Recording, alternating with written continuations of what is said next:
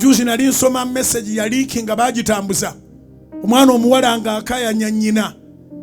Embaga etuusa amugamba njagala taata ajja ntambuze. Maama we n'amugamba nti nkuzaalukuka, n'amugamba naye tokitwala wala. Kubanga nkulwaniddeko entalo ebbanga lyonna. Kukano kokka lwakitondeka taata n'antambuza n'angaba. Maama we n'amugamba nti nja kutambuza, n'amugamba tekiriiyo.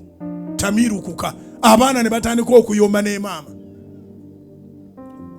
Ensigo embi bw'ekula era erabika nti mbi.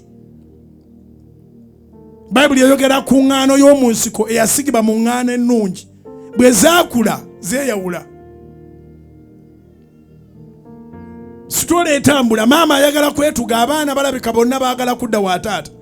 Kubanga batuuse okufumbirwa, ali mu kkala munyembu ajja kubatambuza abatuuse wali. Omusajja Mukama alina ekitiibwa kye yamuwa.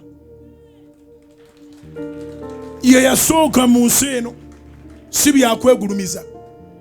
Sitaani tabalimbanga bakazi mwenti mwenkana n'abasajja. Temuli enkana okutuuka Yesu lwalidda n'akima ekkanisa. Omukazi mukazi n'omusajja musajja.